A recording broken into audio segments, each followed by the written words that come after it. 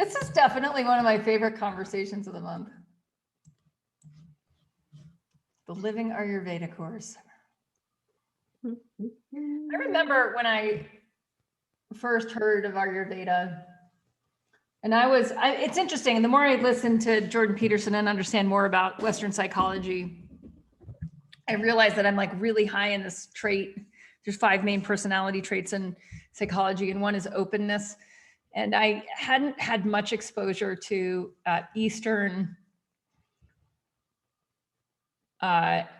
basically Eastern medicine or Eastern enlightenment, like through the age of like 23. And then I did, and then it was like, oh my gosh, there's this world, and it really opened up. And I was, because I'm very high in this trait called openness. Like I'm very receptive. I don't have a lot of filters. And so I started to look at like all different things all at the same time. And when I came across Ayurveda, it was so developed and systemized. Like there was this level of like, oh, this is complex, and I'm complex, and my mind is okay with complexity. And there was this level that this really well-developed science or art or philosophy or whatever you want to call it, like it actually could meet my needs where I was at in terms of something that actually had depth, had crossed the span of time, and made more sense than like anything else I'd ever come across. And at that point I was like, I'm all in. Like it gave me focus for like all the different things that were all sort of Eastern thought, holistic wellness, all these different, like where do essential oils fit in? Like where does meditation fit in? Where does Reiki fit in? Where, like all these things, where does yoga fit in? And it gave it a framework. It gave everything a framework. Like where does diet fit in? Where do habits fit in? Where do all these little piecemeal recommendations? And if you develop enough of a baseline with Ayurveda, which is really the purpose of this course, you start to be able to run things through a filter, and the filter itself is the system, right? And there's a level of truth with everything. It's like, where does that truth fit within the system? And sometimes what I find is like the real beauty of understanding and continuing to develop understanding with Ayurveda is you're able to get to the root of a problem really fast. And from that place, you're able to see the simplest solutions. And they're not easy, right? But they're the most simplified way to move forward. And the value to that in this sort of age of, I guess we're past the age of information. Now we're more in this age of attention, which that's cool. What to pay attention to, or what information is actually helpful, because it might be 1%, right? And then clearing out the rest. What to focus your attention on, and then clearing out the rest. So my hope is that in living Ayurveda, that you get enough of the system to be able to take all the information that comes to you in a day, or a problem, or a person that comes with a problem, and to be able to find like, well, what's the root? Like, can I get to the root? Can I see the pattern from the root? So I'm not looking above the surface at the tree and the blossoms and all that, or like right now, the tree and there's no blossoms. What looks like dead branches because they're just all in latency right now, right? Instead of seeing what's on the surface, can I see the pattern? Can I ask enough questions? Can I understand the level of that human problems are complex? Can I run it through the system of complexity and start to find the root? And then, because when I do that, I'm looking for the essence of it. I'm looking for it with simplicity. And if you can do that for yourself and for your people, holy cow, right? It really is that much of a game changer. And there's a trust that you'll develop. And I heard this we just got off a yoga health coaching call, and Suzanne Perrine, she shared that like what's happened through her coaching, the Body Thrive habits, right? Dinacharya, habits of Ayurveda, habits of yogis. Like she's so much more she's been teaching yoga for 20 years and she's like, I'm comfortable in my own skin in a new way. Right. And that's what happens with, many ways you say in Ayurveda, the goal is svastha. The goal is to be seated in the self. So sva, S-V-A, self, stha, S-T-H-A, svastha, to be seated in the self. Because when we're seated in the self, we're automatically in parasympathetic nervous system. So we're relaxed and we're open. When we're seated in the self, we use our sense organs in a way that brings us towards that which is life enhancing in the long run. And so we're not just shifted by the winds of superficial level desires that usually come out of an imbalanced nervous system through a sympathetic nervous system response, where you're just kind of already agitated and therefore using the senses to create a sense of ease, which never works in the long term, right? But well, sometimes help you just pacify your emotions in the short term.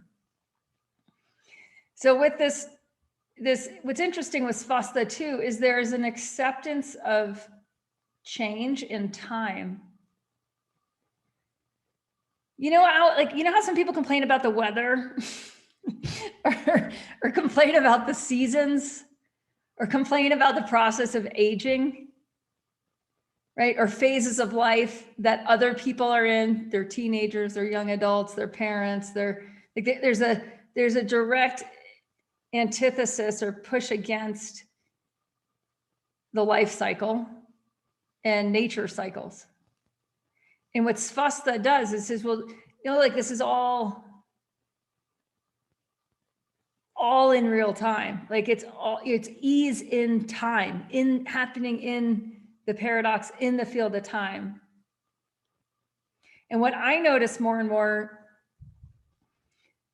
with aging, because I think part of the reason this is apropos for me is it's like 20 years at Yogahealer. So Yogahealer's 20 years old this year.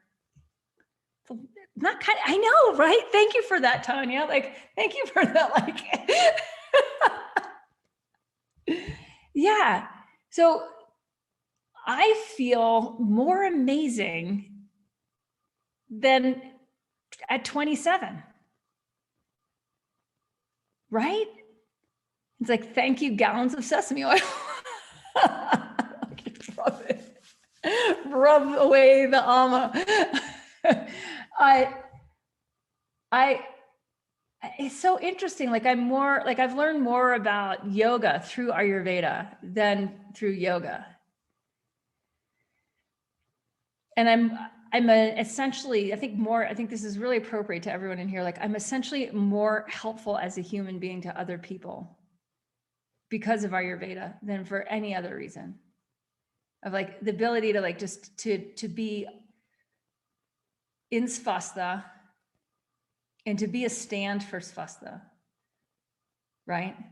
To make a stand for that. We get to relax in our own skin. We get to show up authentically. We get to remove that which is not svastha, that which is not self from self. And when we do that, it enables us to be more helpful to other people. That's the end result of that. Is you can see, because you've lived it, you can see through other people's patterns really quickly and sense what would be helpful. Hey, it's Cate. And my question is, do you need to change your life? Seriously, do you need a shift? So I have a 10-day crash course for you to get aligned for action. And there's 3 basic parts to it. One is you ignite your ambition and clarify your vision. The second is you align your time and your space to fulfill that vision and activate your ambition. And the third part is we usually need to do this with other people. There's usually other people that are part of our vision. And we need a plan. And that's the third part. So it's 10 days, it's fast. Because you're a podcast listener, I get to give you a discount. You can find the special discount link in the show notes, or it's yogahealer.com/change-your-life-exclusive. It's a $500 course. Because you're a podcast listener, you can get it for $47. It's well worth it. I promise. it's more than worth the $47. Like if you really do it, it will help you step into your next ambitions with clarity, with a better plan, and with your head screwed on right and pointed forward to go into action. Again, yogahealer.com/change-your-life-exclusive. It's worth the $47. I want to share one more thing before we do. I mean, it's really, I'm in a fascinating and somewhat unpredicted moment, at least unpredicted to me, at Yogahealer, where we're intentionally appealing to a much more mainstream audience. So I'm intentionally trying to make these teachings a lot more acceptable. Yay, Laura's giving me the high tens on that. Yeah, a lot more approachable, a lot more digestible. It is the hardest work of my life. It is so hard to translate the experiences, even the experience, and I think that's like, I want you all to fall in love with the language of Ayurveda because it's so powerful. And then you can have my problem, maybe not 20 years from now, maybe 10 years from now, where you're trying to excise yourself from the language. But first, know the language. Like if you're using a Sanskrit term, if you're using an Ayurvedic term, speak from the experience of the word, or experience the word that you're trying to understand. Does that make sense? So if you're talking about Pitta, try to understand what it is in its essence. If you're talking about prana, what is it in its essence? Because honestly, there's so much of the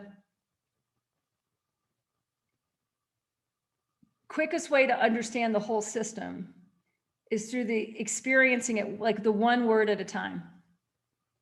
Just getting that one experience of what is bringing prana into me today?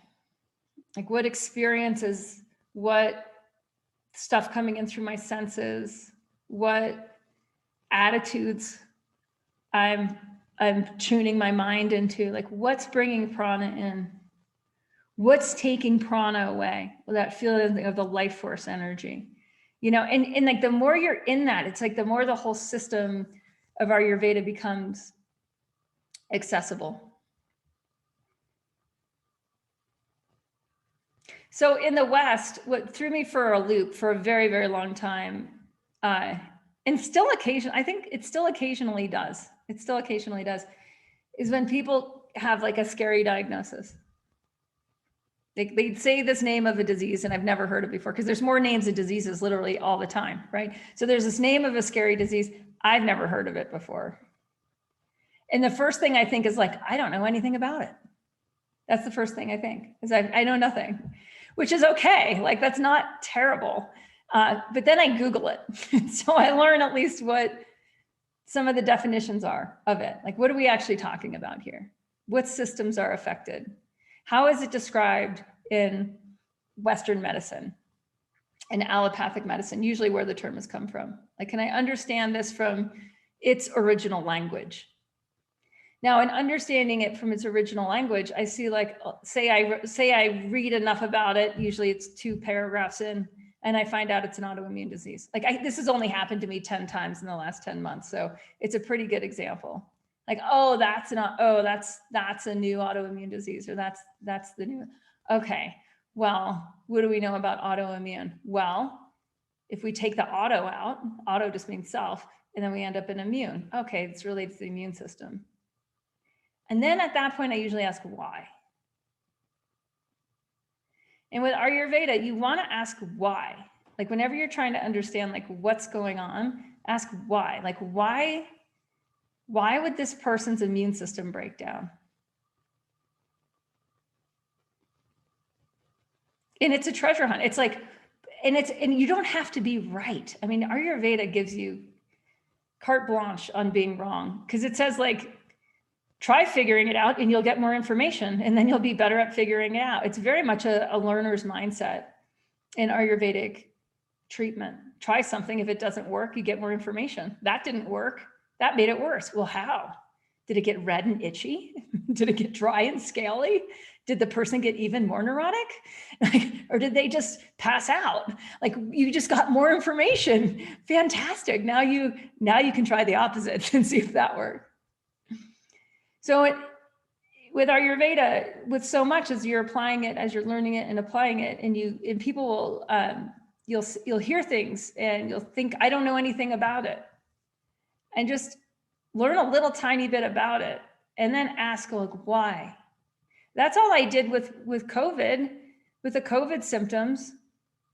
It's like, why are some people, I could not understand why this wasn't talked about more. Why are some people getting really, really sick? And why are some people not getting sick at all? Why? What does this group have in common? What does this other group have in common? Okay, well, this one group has in common diseases of chronic systemic inflammation. Why? Like, why would that create this? And that's what Ayurveda is. It's inviting you. It is a self-study. So it's inviting you into the experience, right? Ayurveda, this whole idea of life, like your life, the knowledge of your life. Svadhyaya, the knowledge of your self-study, right? And it's saying, don't take yourself. It's not objective knowledge. It's subjective. It's saying that you, as a subject of the knowledge, that is valuable. So your experience of prana validates prana. You don't need a study on it. You need your own study. We talked about this today in Body Thrive, and someone was really self-effacing and vulnerable, and was like, basically, like, I'm drinking too much wine, right? And that was really hard for her to do and to say that in front of the group. And it was like, great, like run an experiment. Like, just start by seeing what cause and effect is with drinking. Like, just don't even change the habit. Just monitor it, right? Just see how much wine you're actually drinking. There's great research on this with just actually like writing down what you eat changes what you eat. Just writing it down. Just writing down how much you're drinking or how much you're smoking or how much you're doing crack. Like, just write it down and soon you'll see that. And if you also write down how you feel the next morning, now you're connecting it to an effect. This is the cause. And now this is the effect. And you get to study yourself. So on these calls, so much of it, I think is helpful for us to like clear up what is your experience of what you're studying. Like, what is your experience of whatever lesson you're in right now in LIC? Right? Like, what's your experience of that? And like, where are you looking for more direction or clarification or landmarking? Because it's in the conversation of Ayurveda that it comes alive. It's an oral tradition. This is what I find more and more is just keep asking questions. And so that and it's like you're kind of developing your own hypothesis of what's going on, but often you're asking more questions than they're being asked at the doctor's office. Right. And so there's this level of like, this is interesting. This is actually those of you who are in the yoga health coaching call, this is actually part of how sales work. If you ask enough of the right questions, someone's like, something about this because you're asking the right questions. Right. And so with this, I would just start to ask other questions about how's, it's like I gotta go through like sleeping, eating. Is he a picky eater? Skin. So it's on the itchiness is on the skin. Is it worse certain times of day? Elimination. Is he pooping? And it's not like you're trying to cure him, you guys. And this is how I find it is with all things Ayurveda in general, is you're never trying to cure the person. You're really just trying to figure out like, what's the root of it? Like what systems are involved with it? What kind of exercise is he getting? Right? What kind of foods does he like to eat? Does he eat a lot of fried foods? And you're just kind of asking a lot of questions and developing your own hypothesis. When I was an Ayurvedic practitioner, in the beginning, I would say like the first decade, maybe, it was a long time, not a quick study. I would try to solve people's problems. And then after about a solid decade, I was like, I want to figure out the root. I just really want to know the root cause. And I want to know if they're interested in the root cause. because I found that it took the pressure off me, because you can't force people to be interested or change or any of that. Right. What you can do though is hypothesize, and that's you can get pretty good at that, about like, what's my hypothesis here? Mhm. Does anyone know can someone look up the etymology of hypothesis and just put it in the chat? I'm super curious. There's a good, yeah. Because you don't have to be right with a hypothesis. And in general, with pathogenesis, most pathogenesis, or a description of like what is going on in the body, the path of the disease, is a hypothesis, right?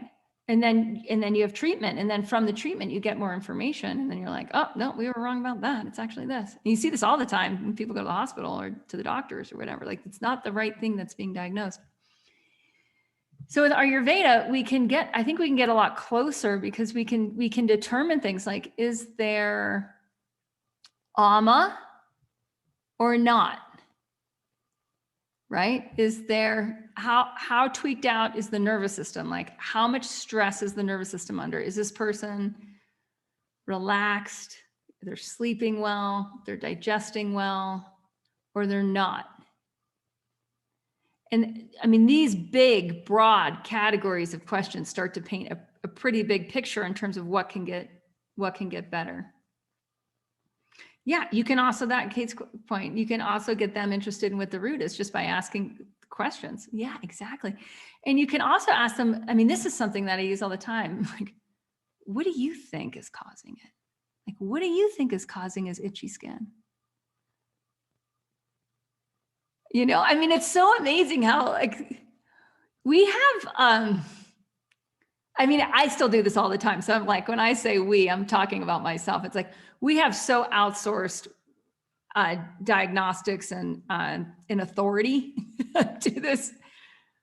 I mean, it's kind of like to this insane. I had this experience today at the dentist. So I have a tooth that's been bothering me. When I was in Mexico, I went to the dentist down there. I have a dentist down there, and they overprescribe. They like make money off white people. Like, no, we have to switch dentists because it's so bad. But they also have really good high-tech equipment. And there's this periodontist that cleans my teeth. Has anyone ever had gum cleaning? It's like, I swear it's a religious experience for those that are really into self-care, because like your mouth has never felt so purified. It's yeah, huge fan. So I see this periodontist will like work on my teeth cleaning for like an hour and a half for like $100. So like, I'll pay that all day. It's amazing. She's lovely. We have this great time. She tortures me, and then I leave ecstatic. But anyways, they said I needed this, that, and the other thing. And whenever I hear that, I'm like, I'll check it out with my dentist next time I'm in the US. And I bought this mineral mouthwash right around that time. I was like, I'm just going to start, upping I'm going to be meticulous with flossing, with this, with this mouthwash, with just being like super aware. And so then I go to the dentist today. This guy I really trust. He's he's been my dentist here for a couple of years, and maybe, I don't know, 10 years. So he does the x-ray. He's like, you don't have a cavity. Like, you don't have a cavity, and these things are actually fine. And I was like, you know what I think is happening is you guys would probably never guess this, but I clench my teeth. Yeah. I didn't even know I was doing it for like ever. Most intense people do, right? I found out later. Causes receding gums. I keep telling my siblings, like, get one of these mouth guards, like it'll protect. They won't get them. They don't think they clench their teeth. I'm like, you don't even know you clench your teeth until you have a mouth guard where you can feel it. So in any case, I'm like, I think the mouth guard is putting more pressure on a tooth, and that's creating inflammation. And they're like, yeah, that's probably it. And now I'm thinking like all the levels of thought processes where I outsourced that to a dentist in the last 2 weeks. Right. And it's a lot. Like, it's like, because you know how you have the same thought about 25 times. Right. And when you start to track, like, if I'm really honest, like, how many times did I feel that sensation and think I need to go to the dentist for a filling? And I noticed right away that the mineral mouthwash was helping. Like, it was changing. Oh, the other thing is I'd been like with all my airline travel, I'd been mega dosing vitamin C. And I think, I'm not even sure. I was also doing it just for like, just, I was curious because that was a lot of the recommendation for people with COVID. I'm kind of like, and I've mega dosed vitamin C before. One of them, this is going to be totally TMI, I promise. We'll get back to Ayurveda. So the first time I mega dosed vitamin C was, I was trying to have a miscarriage. This is like, well, long before Indy. Yeah. So vitamin C mega dosing you can create a toxicity in your body with mega doses of vitamin C, but it's also amazing for killing all sorts of shit you don't want, like viruses and bacteria. So, in any case, it didn't work. Like, my body's way too strong. I have had an abortion. And in any case, like, there was I poisoned myself with all the herbal things that you're supposed to do if you want to have a natural abortifacient. And you can, like, make yourself, I mean, I could have ended up in the hospital with what I was doing before. I was like, okay, this baby's not going to leave from, like, this is going to kill me before my body releases it. So I had somewhat familiarity with vitamin C, but at one point I had this aha of like, this vitamin C is raising my Pitta, and vitamin C will do that, right? If you think of the things that are high in vitamin C, like oranges, it's citrus, it's rose hips, it's things that have, it's an acidity to them. It's sorbic acid, right? So there's an acidity to it. And all of a sudden I'm like, too much acidity in the mouth creates high Pitta in the mouth. And Pitta, when it's balanced in the body, is in charge of metabolism and digestion. Pitta, when it's out of control in the body, burns shit up. It's like a chemical fire. And I'm like, I am putting a chemical fire in my very precious mouth. And it's precious because, like, my family history with mouth stuff is horrible. It's like, it's definitely a Kavaigunya, mouth, teeth, gums, particularly gums. And I'm like, I'm putting Pitta into my gums. So I stopped taking the vitamin C. I had the aha about the night guard. I took the night guard in with me to the dentist this morning. They took the x-ray. They're like, there's no cavity. You're fine. And I'm like, I think it's my mouth guard. They're like, you're probably right. And they did it, and they did the thing. And they're like, yep, there's way too much pressure on this side of your mouth. And so they filed down my mouth guard. It took like 3 times before we got it, so it wouldn't put that much pressure on the side of my mouth. And I was like, I put it in again. I'm like, oh my gosh, that feels balanced. That's what oh my. So if I'm not trusting myself, right? In those questions, Tanya, of like, what do you think's causing the skin stuff? Like asking the parent, but also asking the kid. Wow. What do you think's causing it? And if you hear, I don't know, your response to that is like, just guess. Mm-hmm. Just anything, just guess anything. And then get them talking more and more about that. Because what you'll find is they'll be like, well, I've been taking all this vitamin C, or like, I've been noticing my mouth guard in the morning feels really weird. Like, people will connect the dots because that's the intuitive body. And you're asking the intuitive body, the Vijnana Maya Kosha, you're asking that body to speak. Okay. And if that body speaks and the mind's been really loud and the mind goes analytical to like, we need a diagnosis here. It's got to be an allergy. It's got to be tested. It's got to be caused by this external thing, right? And the mind will be really, really, really loud with most people, including ourselves. Mm-hmm. We've got to be like, okay, I know what you're thinking. What does intuition have to say?